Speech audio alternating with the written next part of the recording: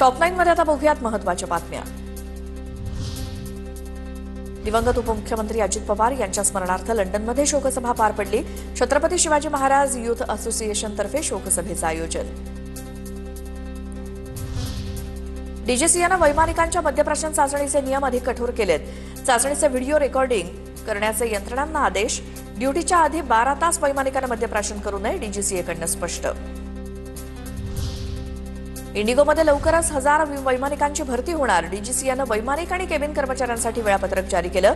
मनुष्यबळाअभावी विमानसेवेला फटका बसू नये याकरता इंडिगो कंपनीचा निर्णय।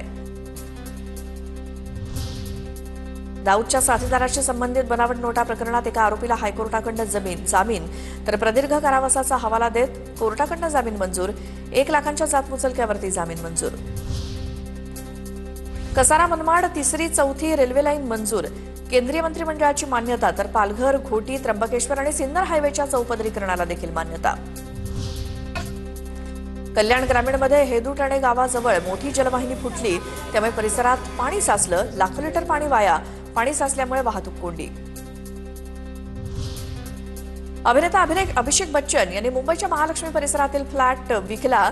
14,50,00,000ला हा फ्लॅट विकला।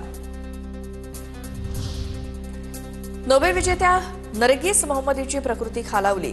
नरगिस मोहम्मदी यांना शांततेचा नोबेल पुरस्कार मिळालाय। नरगिस मोहम्मदी या इराणच्या तुरुंगामध्ये बंदिस्त। नरगिस मोहम्मदी यांच्या पतीनं प्रकृतीविषयी माहिती दिली। आज महाशिवरात्री आणि त्यानिमित्तानं वेगवेगळ्या मंदिरांमध्ये दर्शनासाठी गर्दी होते। या संदर्भातल्या काही टॉप 9 न्यूज बघूयात। आज महाशिवरात्री भगवान शंकराच्या उपासनेसाठीचा सर्वात पवित्र दिवस। राज्यभरातील मंदिरांमध्ये दर्शनासाठी भाविकांची मोठी गर्दी। उज्जैनच्या महाकाल मंदिरामध्ये महाशिवरात्री निमित्तानं भाविकांची तुफान गर्दी। देशभरातील भाविकांची उज्जैनमध्ये महाकालेश्वराच्या दर्शनासाठी रांगा। महाशिवरात्रीच्या निमित्तानं पुण्याच्या भीमाशंकर मंदिराला विद्युत रोषणाई। विकास आराखड्याअंतर्गत सुरू असलेल्या कामामुळे मंदिर भाविकांसाठी बंद। जिल्हाधिकाऱ्यांच्या उपस्थितीत शासकीय पूजा संपन्न। महाशिवरात्री निमित्तानं अंबरनाथच्या प्राचीन शिव मंदिरात भाविकांची गर्दी। यंदा भाविकांना गाभाऱ्याच्या बाहेरनच दर्शन घेता येणार।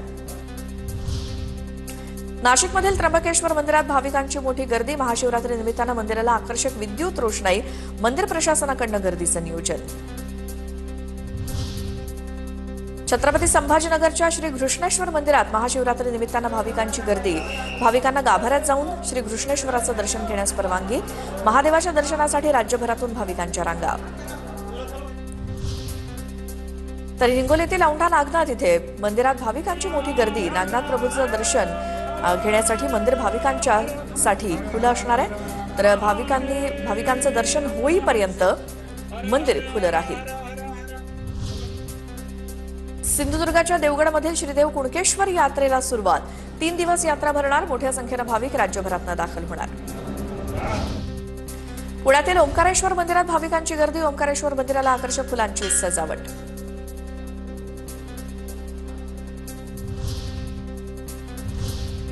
आता पाहूया टॉप 9 जिल्ह्याच्या बातम्या। भंडाऱ्यात 10 दिवसांच्या बाळाची विक्री करणाऱ्या आरोपी डॉक्टरनं स्वतःवरतीच केला प्राणघातक हल्ला। ब्लेडच्या साह्यानं पोटावर केले वार। पुण्यामध्ये अतिक्रमण विरोधी पथकाची कारवाई सुरूच। महानगरपालिकेकडनं अनधिकृत आस्थापनांवरती हातोडा। एफसी रोडवरील फुटपाथवरती असलेल्या सर्व अनधिकृत आस्थापनांवरती कारवाई। अहिल्यानगरच्या मुकुंदनगरमध्ये मध्यरात्रीपासून एटीएसची कारवाई। गोपनीय पद्धतीनं मुकुंदनगरमधील नागरिकांची चौकशी सुरू। मुकुंदनगर हा मुस्लिम बहुल भाग म्हणून ओळखला जातो। सोलापूरच्या करमाळ्यातील हिवरे नागेबाचेमधील स्मशानभूमीची दुरवस्था। अंधारात मोबाईलच्या टॉर्चच्या प्रकाशात अंत्यसंस्कार।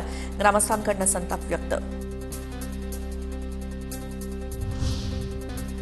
बीडच्या परळीमधील महापशुधन एक्स्पोमध्ये साताऱ्यातील राधा नावाच्या म्हशीची चर्चा।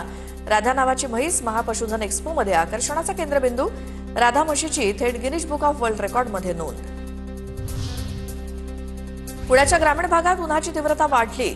भोरच्या विसगाव खोऱ्यामध्ये वनविभागाकडनं नव्या प्राण्यांसाठी पाण्याची व्यवस्था तर वनविभागाकडनं कृत्रिम पाणवठ्याची निर्मिती।